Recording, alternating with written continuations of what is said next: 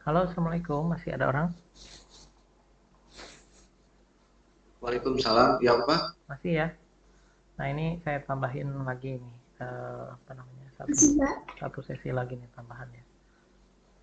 Apaan, Pak? Ya, bentar, saya tambahin sesi ketiga nih. Saya tambahkan mengenai, ini bikin di notepad aja lah ya. Saya kelihatan ya notepad saya? Kelihatan, Pak. Saya tambahin, eh ini ada jenis-jenisnya. Jadi, jenis dari kelas diagram itu, ini saya buat ya.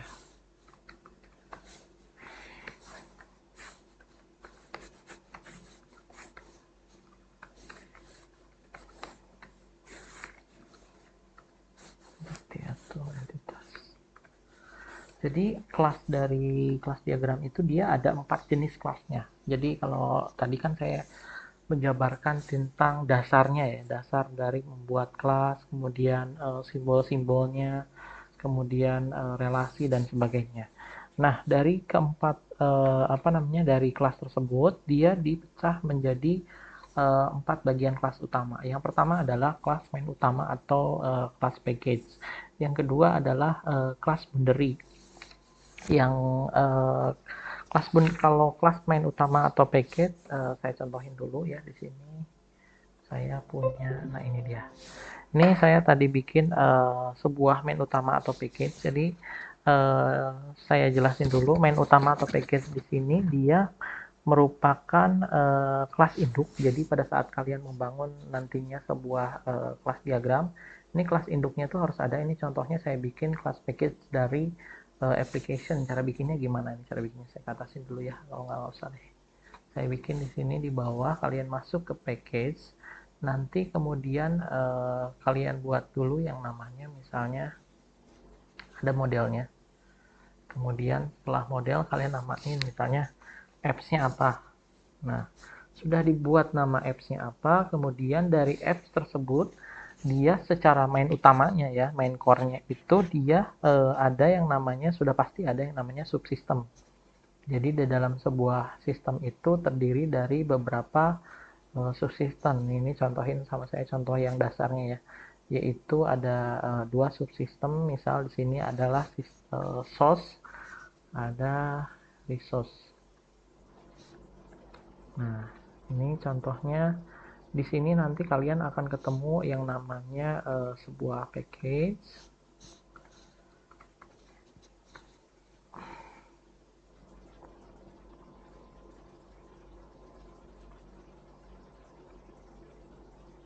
Kurang lebar sepertinya.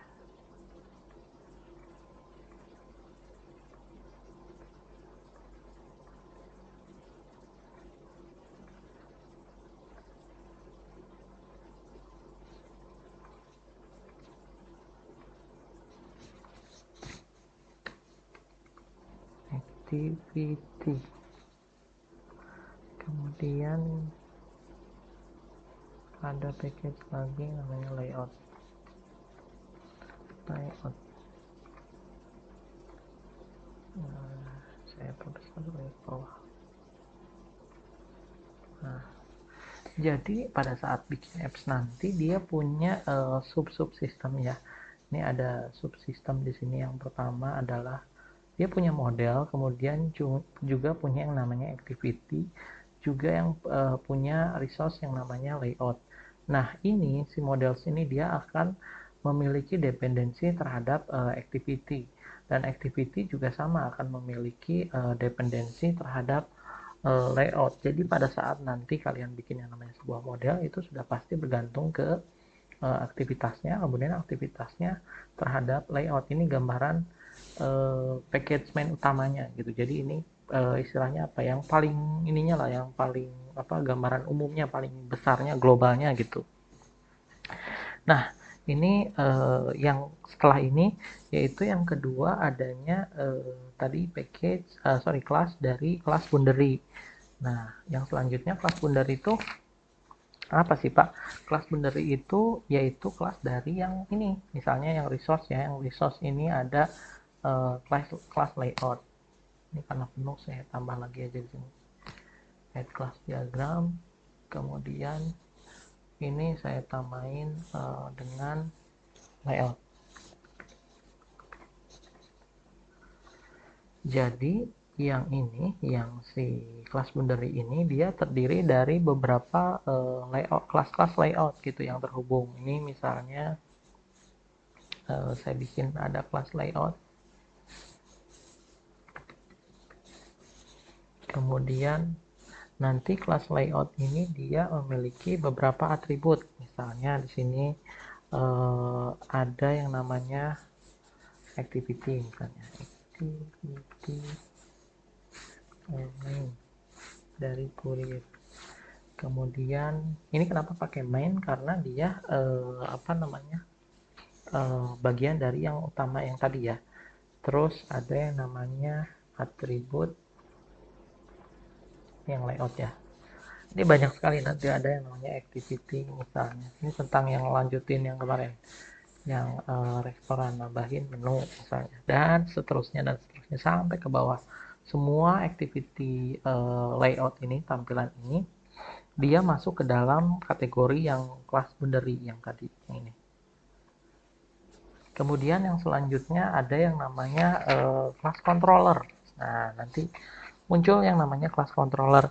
Class controller itu dia yang mengatur biasanya dari function-function apa saja yang ada di dalam kelas itu.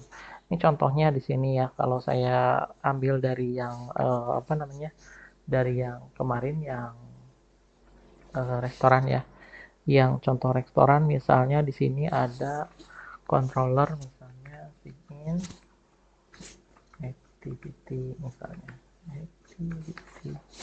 Kemudian begin activity ini dia punya kelas lain lagi, ada kelas apa lagi, misalnya ada kelas top up. Jadi di kelas ini dia bisa dikategorikan gitu. Jadi ada kategorinya sendiri, ada kategori yang tadi kelas main, ada kategori yang kelas boundary, ada yang kategori kelas controller, ini yang kelas controller misalnya top up, sign gitu. Terus yang satu lagi ada kategori entitas atau entity. Nah, kalau yang entity di sini biasanya isinya ya, isi kelasnya ini saya naikin dulu. Oke. Ini satu lagi di sini. Ini misalnya restoran. Terus misalnya ada ID. Kemudian ada nama. Kemudian ada telepon. Untuk loading telepon. Kemudian dari restoran ini nanti misalnya dia punya relasi dengan menu. Nanti menu ada sama ada ID misalnya. Kemudian ada ID restoran.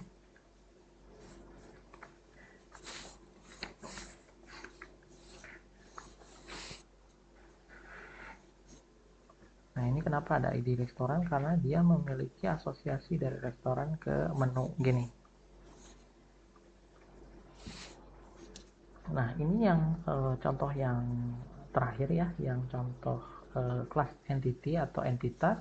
Ini contohnya seperti ini. Jadi dia contohnya di sini ada restoran sama misalnya menu, kemudian nanti ada yang namanya order. Di sini saya misalnya ada kelas order ya, mau order.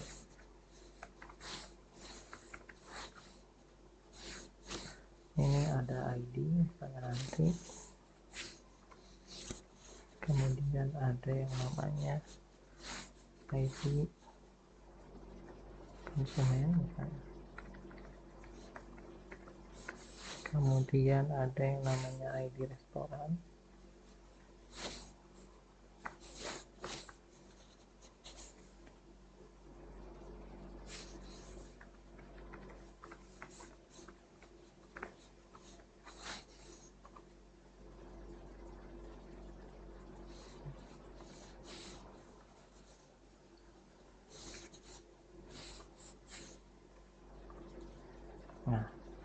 Ini contoh kelas-kelas yang memiliki kelas entitas, jadi berdasarkan entitas.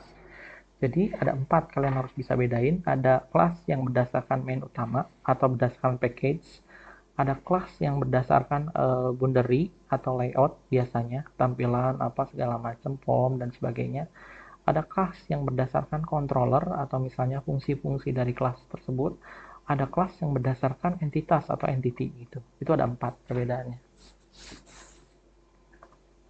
Ada yang mau ditanyain dulu?